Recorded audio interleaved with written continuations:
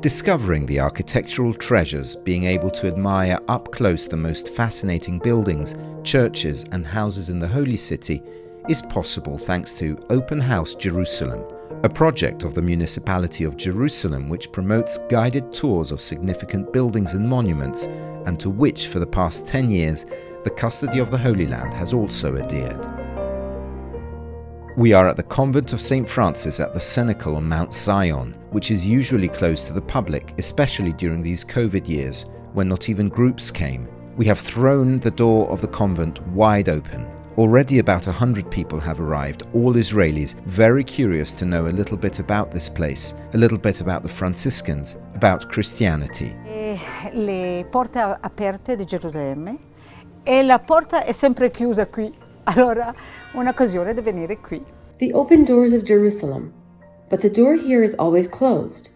And today is an opportunity to be here, a formidable experience. I think it's very important to see everything, to meet people who love Israel, Jerusalem. Like me, I love Jerusalem, and I was born here. And Jerusalem is very complicated, but I love everyone. There are Arabs, Jews, Ethiopians. Jerusalem is wonderful. The whole world is here. You see, I came today without knowing that I would find someone from Budapest, from Italy. Era qualcuno di Budapest. Sono venuto lì e ho visto qualcuno d'Italia. First of all, I'm an architect, so I love buildings, I love churches. So I'm always curious to see churches all around the world. And now when I heard that they're opening this place for the first time, or I didn't know this place existed because we passed here and it was closed. So I wanted to come and see. It's an opportunity to check this out.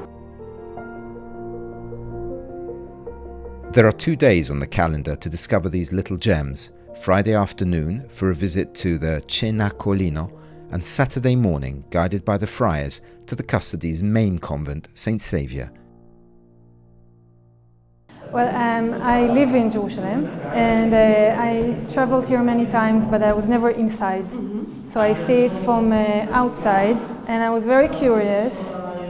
I love churches and ancient buildings, so I was really happy when I saw that this place is going to be open. It's beautiful. I'm especially very much I'm amazed by this chapel because it's so modern and not what I would have expected, and it's beautiful. We will have 2 groups. We have limited the number to 30 participants for each group, and they will visit the most mysterious, curious places of the convent, the church, the refectory, the cellars, which have been recently discovered, the room of Mother Pearl, and, weather permitting, the roof. The visit to the Franciscan places is not only an opportunity to know new places, but also a chance to make an experience almost unknown to most of those present. We will tell a little bit about who the Franciscans are, the role of the custody of the Holy Land.